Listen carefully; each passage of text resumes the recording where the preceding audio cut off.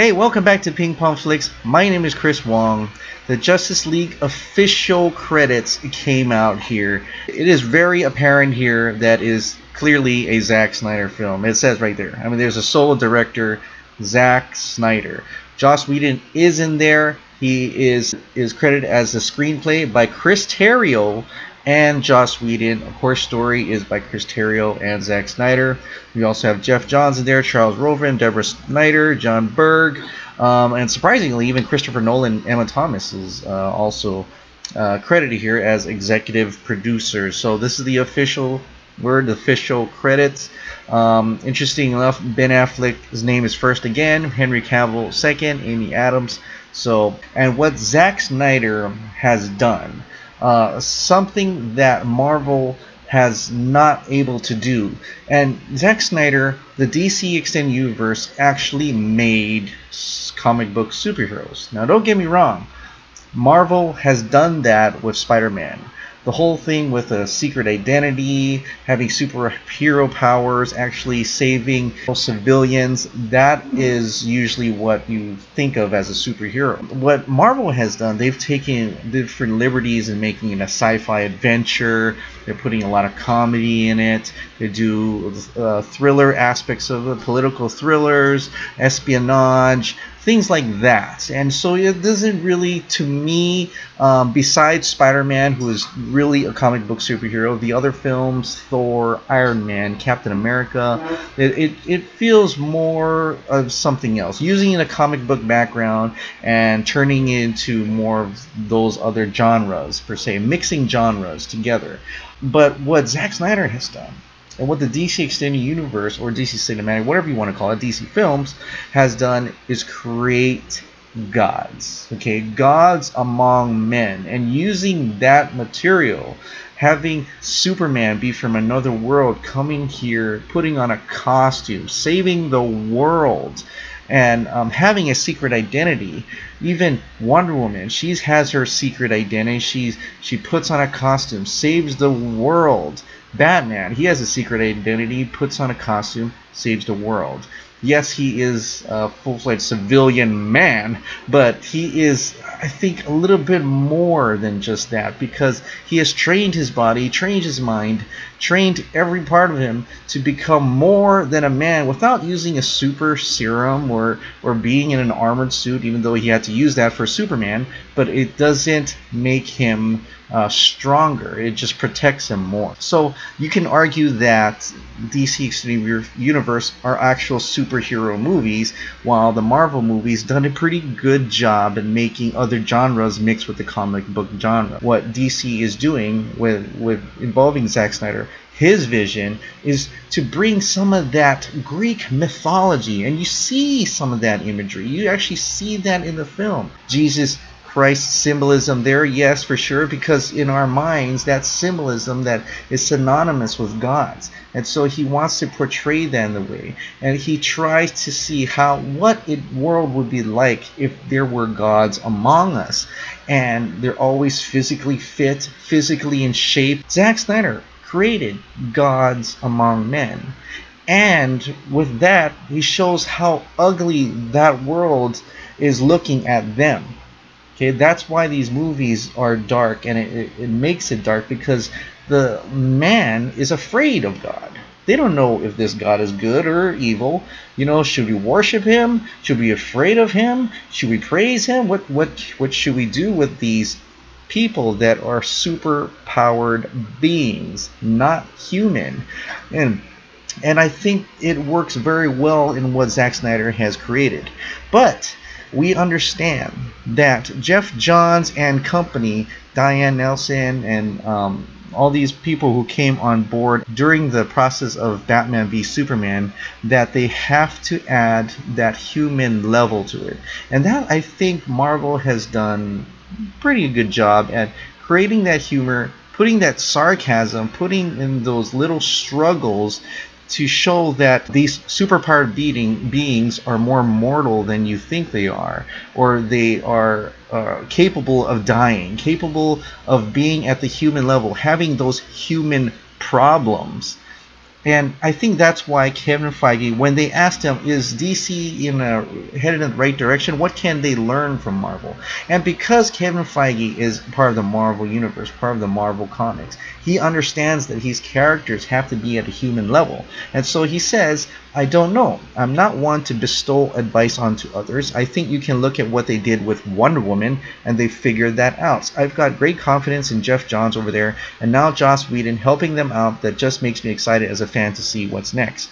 Now, I don't think that meant in a movie in a whole that he's saying that Batman v Superman and Man of Steel were bad. He just couldn't connect to them how he connects to his Marvel characters at that human level. He wants to see that sarcasm. He wants to see them struggle at a human level. And that's what kind of what Wonder Woman did. She struggled at that human level. She was a goddess. Yes, she had goddess powers, but she didn't start from that. She started off lesser than that. And I think that's why that one worked for a lot of these Marvel fans, or even the general audience who just wants to go in a movie to have a good time. And so, not creating any shade, I think Kevin Feige and Geoff Johns are born and bred from the same type. They all want to have their characters be familiar to the common person. They want them to be familiar to the general audience. They don't want audience to see these characters as ungodly type,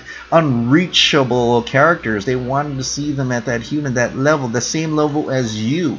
And that's why maybe there's a lot of disconnect between these critics who enjoy that part of the comic book world. And yes, humor has a lot to do with it, because men are funny. You know, we crack jokes, we have a lot of sarcastic elements to us, and gods are usually portrayed as not being that way. Does that make it a better film? No. Now lately we've had this Vulture article that came out about how Geoff Johns and Diane Nelson weren't very connecting with Zack Snyder's film. They wanted to do something one way, and Zack Snyder did it the other way. You know, things like that. This Twitter blew up today. Literally blew up today. Screen Rant, Heard Hollywood, Umberto came out, requoted this tweet, this little article that Abraham Reisman apparently did an interview and wrote the article for the Vulture, and he was a guest on a recent episode of the Batman on Film podcast, and he revealed an interesting quote that didn't make it into the story. That was actually a quote that didn't show up in the finished piece, but that Diane Nelson gave me, Reisman recalled. It was to the effect of, we are a director-driven place, and Zack Snyder had a vision that didn't necessarily sync up with what our vision of these characters is, but we respect that he wanted to go for that, and that's part of our philosophy. Now, Twitter blew up, and a lot of people were kind of angry, saying that, or shocked that Geoff Johns and Diane Nelson would throw Zack Snyder on the rock. And you know, a lot of these different articles picked it up as such, tried to make a negative story about it. Of course, Abraham Reisman did come out not about maybe 10 hours or 8 hours later, and he had to clarify. He had to say a quick word on this just to clarify, nip it in the bud. Nelson expressed no ill feeling towards Snyder to me. Just want to flag these tweets for Screen Rant, Heroic Hollywood, Movie Web. I can see how the misreading happened, and my bad for not being clear. In all my interviews, DC folks were never disrespectful of Zack Snyder. What I meant isn't really news. Obviously, DC Rebirth is a different take on the DC mythology than Man of Steel, Batman v Superman. Doesn't mean any more than that. And what, for me, that literally just means that when they were creating this DC Extended Universe and Geoff Johns was involved, and the producers Charles Roven came in, Christopher Nolan, Zack Snyder came in, and Zack Snyder's vision of having these god creatures, you know, these god beings come to Earth and having the world have to struggle to see what that is like in reality. While Geoff Johns came from that kind of Kevin Feige background, if you will, having that humor, that optimism, that hope, and more so than having people just to trust gods outright. And you see some of that in Wonder Woman, where they really didn't fear her. They were curious about her, but then they really came out right behind her, as opposed to Man of Steel, where the people kind of actually feared him. And there are some people that loved him, but you saw mostly negative, ill feelings towards the character within those films, which is more true to life, true to reality, than what Geoff Johns and Kevin Feige and what Patty Jenkins had in mind. But that's not to say that that won't work. It will work now, because we got that out of the way from Batman v Superman. Now that he passed away, the world has a more feelings towards these superpowered beings, because there's an invasion coming and they need help, and the only ones that can help them are superpowered beings, are these gods among men.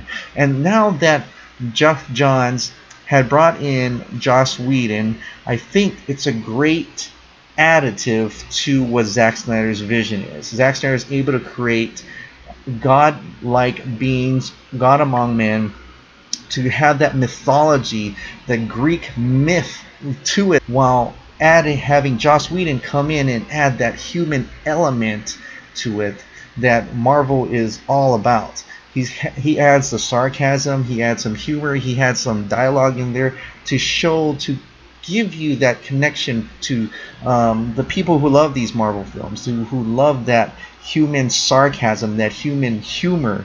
And so I think connecting that, just adding bits of it into the DC Extended Universe, will actually work for our benefit, if you will.